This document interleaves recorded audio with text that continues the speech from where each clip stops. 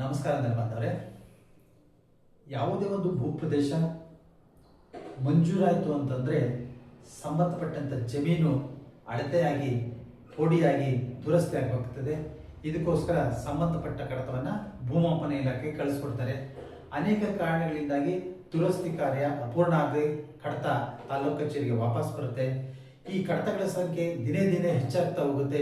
ಇದನ್ನು ಗಂಭೀರವಾಗಿ ಪರಿಗಣಿಸಿದಂಥ ಸರ್ಕಾರ ಸ್ಪೆಷಲ್ ಡ್ರೈವ್ ಅಂದರೆ ವಿಶೇಷ ಆಂದೋಲನ ಮಾಡಬೇಕು ಅಂತ ತೀರ್ಮಾನ ಮಾಡಿ ಒಂದು ಆದೇಶ ಮಾಡಿದೆ. ಇದಕ್ಕೆ ಪೂರಕವಾಗಿ ಕಂದಾಯ ಆಯುಕ್ತ ಇಲಾಖೆಯ ಭೂಮಾಪನ ಇಲಾಖೆಯ ಆಯುಕ್ತರು ಒಂದು ಸುತ್ತೋಲೆಯನ್ನು ಹೊರಡಿಸ್ತಾರೆ.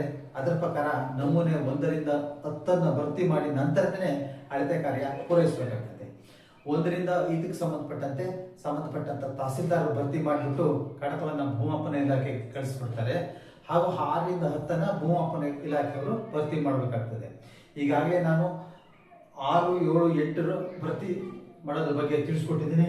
ಇವತ್ತು ನಮೂನೆ 9 ಹೇಗೆ ಭರ್ತಿ ಮಾಡೋದು ಅನ್ನೋದ್ರ ಬಗ್ಗೆ ತಿಳಿಸ್ಕೊಡ್ತೇನೆ. ಇದು ನಮೂನೆ 9. ಇದರಲ್ಲಿ ಕ್ರಮ ಸಂಖ್ಯೆ ಇರ್ತದೆ. ಅಂದ್ರೆ ಒಟ್ಟು ಎಷ್ಟು ಜನ ಯಾವುದೇ ಒಂದು ಸರ್ವೆ ನಂಬರ್ ಬ್ಲಾಕ್ ಇರ್ತಾವಲ್ಲ ಅದರಲ್ಲಿ ಕ್ರಮ ಸಂಖ್ಯೆ ಇರುತ್ತೆ. ಮೂಲ ಸರ್ವೆ ನಂಬರ್ನ ವಿಸ್ತೀರ್ಣ ಅಂದ್ರೆ ಆ ಸರ್ವೆ ನಂಬರ್ ಆಕಾರ ಬಂದಂತೆ ಎಷ್ಟಿದ್ರು ಅದನ್ನ ದಾಖಲೆ ಮಾಡಬೇಕಾಗ್ತದೆ.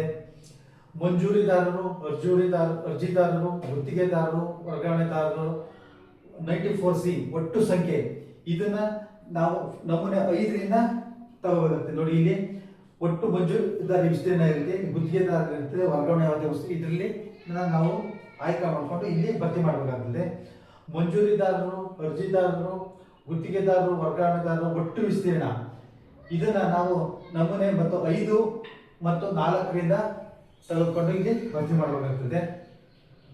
ಆನಂತರ ಒತ್ತುವರಿಗೆ ಸಂಬಂಧಪಟ್ಟಂತೆ ವಿವರವನ್ನು ದಾಖಲೆ ಮಾಡಬೇಕಾಗ್ತದೆ.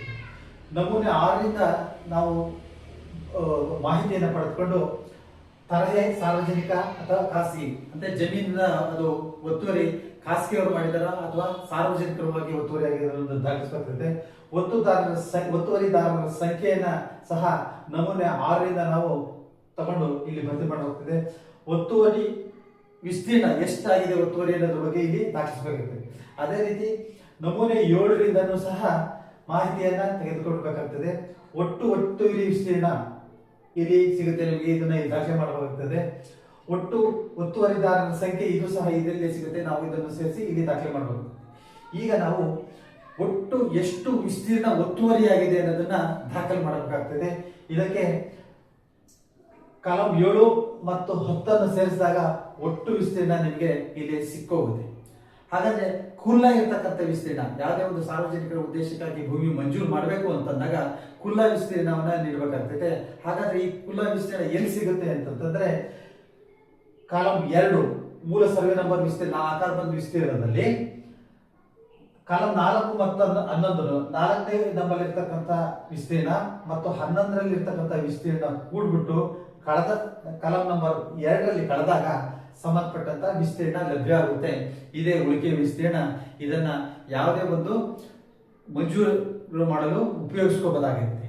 ಇನ್ನು ಕಾಲಂ 10ಕ್ಕೆ ಸಂಬಂಧಪಟ್ಟಂತೆ ನಾಳಿನ ಸಂಚಿಕೆಯಲ್ಲಿ ವಿವರವಾಗಿ ತಿಳಿಸ್ಕೊಡ್ತೀನಿ. ನೆಲಮಾಪನಕ್ಕೆ ಸಂಬಂಧಪಟ್ಟಂತ ಎಲ್ಲಾ ವಿಡಿಯೋಗಳು ಫೇಸ್ಬುಕ್, ಇನ್ಸ್ಟಾಗ್ರಾಮ್, ಯೂಟ್ಯೂಬ್ ನಲ್ಲಿ ಲಭ್ಯವಿದ್ದು ತಾವು ನೆಲಮಾಪನ ಎಂದು ಸಬ್ಸ್ಕ್ರೈಬ್ ಆಗಿ ವೀಕ್ಷಿಸಬಹುದಾಗಿದೆ. ನಮಸ್ಕಾರ.